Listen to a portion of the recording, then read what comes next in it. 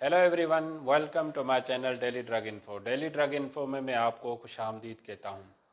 आज हम वे dose calculation सीखेंगे जो इंजेक्टेबल फॉर्म्स होते हैं, जो पाउडर फॉर्म में अवेलेबल हों, उनकी डोज हम कैसे कैलकुलेट करें। कुछ इंजेक्शंस ml में होती हैं, लिक्विड फॉर्म में होती हैं, उनका डोज कैलकुलेट करना एक आसान होता है, लेकिन मोस्टली जो एंटीबायोटिक्स होती हैं अवेलेबल होती हैं हॉस्पिटल में, उनकी डोजेज फॉर्म पाउडर फार्मूलेशंस में होती है। जो आज हमने एंटीबायोटिक सेलेक्ट की है वो एंटीबायोटिक है सेफ्ट्राइक्सोन, जो मोस्टली हॉस्पिटल्स में प्रिस्क्राइब की जा रही होती है, पीड्स में ज़्यादा प्रिस्क्राइब की जाने वाली एंटीबायोटिक है। तो उसकी जो है ना, हम पाउडर फॉर्म में डोज अवेलेबल होती है, तो उसका डोज ml में कैसे कैलकुलेट किया जाए वो आज हम सीखते हैं।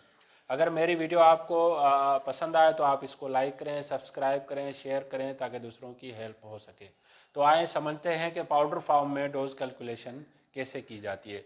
जैसे कि आज जो मैंने एग्जांपल की तरफ मैं आता हूँ, उससे पहले मैं बता दूँ कि सेफ्ट्राइक्सोन इंजेक्शंस की बहुत सारी स्ट्रेंथ पाउडर फॉर्म में अवेलेबल होती हैं। कौन सी होती है वो मैं आपको बता रहा हूँ। अक्सर औकात होती है 250 मिलीग्राम, 500 मिलीग्राम एंड 1 ग्राम या 1000 मिलीग्राम। ये स्ट्रेंथ अवेलेबल होती हैं हॉस्पिटल में इंजेक्शन सेफ्ट्राइक्सोन की। अब उसके लिए जो हॉस्पिटल में जो काम कर रहे हैं नर्सिंग स्टाफ है, फार्मासिस्ट है, उनकी एक रिस्पॉन्सिबिलिटी बनती है कि उसके लिए एक एसओपी जो है अपने हॉस्पिटल में इम्प्लीमेंट करवाएं कि इसकी जो पाउडर फॉर्म में जो स्ट्रेंथ हमारे पास अवेलेबल होती है, जैसे मैं अभी एग्जांपल दे रहा हूँ इंजेक्शन सेफ्ट्राइक्सोन की, इस तरह बहुत सारी और भी एंटीबायोटिक्स है। जैसे कि विनकोमाइसिन है, वो भी 250 मिलीग्राम में होती है, 500 मिलीग्राम में होती है, या 1000 मिलीग्राम या 1 ग्राम में अवेलेबल होती है। इस तरीके की दूसरी सेफोटेक्सिम है, एंटीबायोटिक्स हैं, वो भी 250 मिलीग्राम, 500 मिलीग्राम, 1 ग्राम, या मीरोपेनम इंजेक्शन है, वो भी 500 250 या 1 ग्राम में बहुत सारी जो अवेलेबल होती हैं एंटीबायोटिक्स कि उनकी यही स्ट्रेंथ ज़्यादातर पाउडर फॉर्म में अवेलेबल होती है। अब एसओपी बनाने की क्या ज़रूरत है, क्यों नीड है हमें हमें एसओपी जब हम बनाएंगे, मैं मिसाल दे देता हूँ कि 250 मिलीग्राम को साथ जो एक पाउडर एक नॉर्मल सेलान या डिस्टिल वाटर का वायल होता है वायल एम्प्यूल के साथ, वो होता है 2.5 ml। 2.5 ml 500 मिलीग्राम के एम्प्यूल के साथ जो डिस्टिल वाटर होता है वो उसका वॉल्यूम होता है 5 ml, और 1000 मिलीग्राम या 1 ग्राम का जो वाल होता है उसके साथ जो डिस्टिल वाटर होता है वो होता है 10 ml का होता है 10 ml।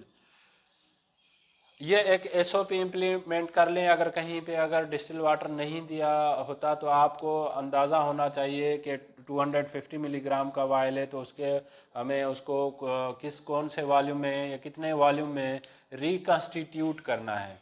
रिकन्स्टिट्यूट पाउडर को जब हम उसके सॉल्वेंट से जब डिज़ोल्व करते हैं तो उस कंडीशन को कहते हैं रिकन्स्टिट्यूट।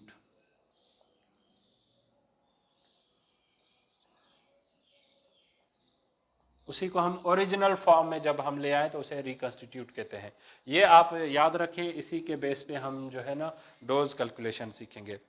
बाकी कुछ वैल्यूज़ होते हैं, वैल्यूज़ कैलकुलेट आपको करना चाहिए। अगर आप हॉस्पिटल में काम कर रहे हैं तो कौन से वैल्यू होते हैं जो कॉमनली हॉस्पिटल में अवेलेबल होते हैं या उनका हमें पता होना चाहिए कि क्या है। जैसे कि मिसाल दे रहा हूँ, एक 1 किलोग्राम में 1000 ग्राम होते हैं, 1000 ग्राम होते हैं, जबकि 1 ग्राम में 1000 मिलीग्राम होते हैं, और 1 मिलीग्राम में 1000 माइक्रोग्राम होते हैं। ये एक वैल्यूज़ हैं जिससे डोज कैलकुलेशन के लिए समटाइम ग्राम में वैल्यू दिया होता है तो उसको कैलकुलेट करना है कि मिलीग्राम में कैसे कन्वर्ट किया जाए। तो आए हम अपने सवाल की तरफ आते हैं कि आज का सवाल क्या है और उसका डोज कैलकुलेट कैसे किया जाएगा।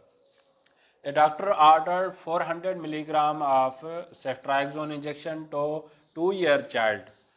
डॉक्टर ने 400 मिलीग्राम एंटीबायोटिक सेफ्ट्राइक्सोन का प्रिस्क्राइब किया है तो 2 साल का बच्चा है, हाउ मैनी ml पर डोज नर्स शुड एडमिनिस्टर, तो उसका जो है स्टाफ नर्स जो है कितने ml जो है वो ml पेशेंट को एडमिनिस्टर करेगी, क्योंकि यहाँ पे जो डोज दिया गया है डोज है 400 मिलीग्राम।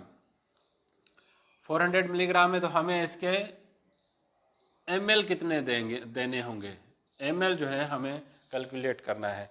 डोज कैलकुलेशन के लिए एक फार्मूला है, वो मैं फार्मूला यहाँ पे अप्लाई करता हूँ। एक फार्मूला यूनिवर्सल फार्मूला है, वो हम यहाँ पे अप्लाई करेंगे। Desired dose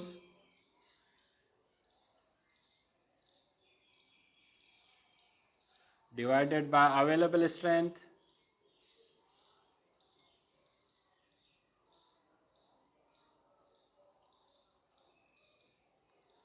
multiply by volume. ये यूनिवर्सल फार्मूला है।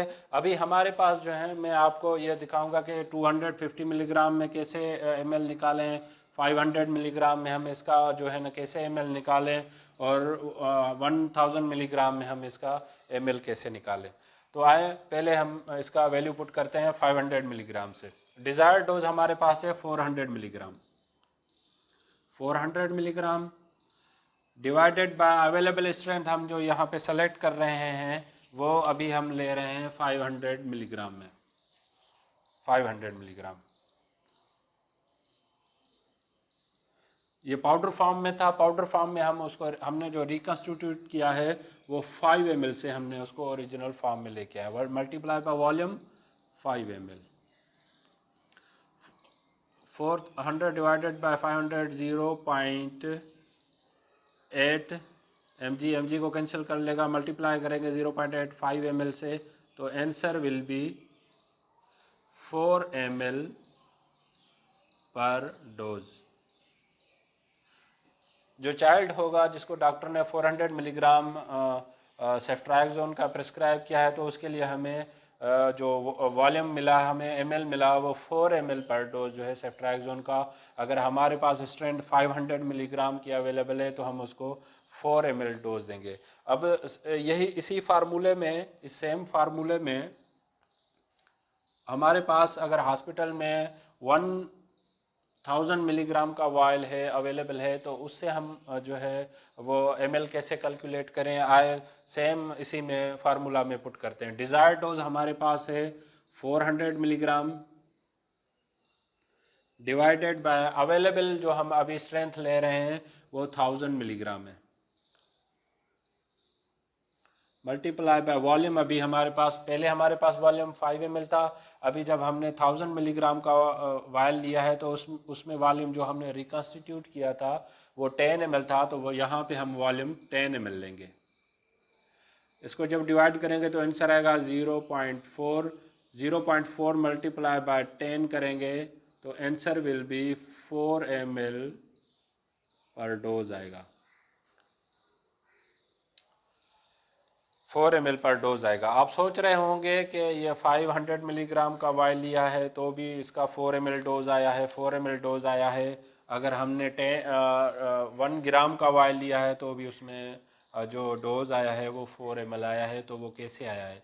वो इसलिए आया है कि जो 500 का हमने वायल सेलेक्ट किया था उसमें जो रिकन्स्टिट्यूट फॉर्म था, ओरिजिनल फॉर्म था, वो 5 ml था, तभी इसका 4 ml डोज आया।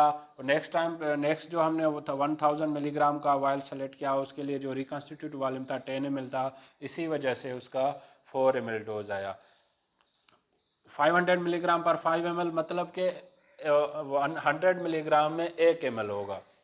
1000 मिलीग्राम पर 10 ml मतलब 100 मिलीग्राम में एक जो है ना ml होगा। इसी वजह से जब आप इसकी SOP बनाएंगे हॉस्पिटल में तो मेडिकेशन एरर होने के चांसेस कम हो जाएंगे। वायल अगर रिकन्स्टिट्यूट हुआ पड़ा है हॉस्पिटल में और शिफ्ट चेंज हो जाती है तो हमें पता होगा कि 500 मिलीग्राम का वायल है तो इसको हम 5 ml में रिकन्स्टिट्यूट करते हैं ओरिजिनल फॉर्म में।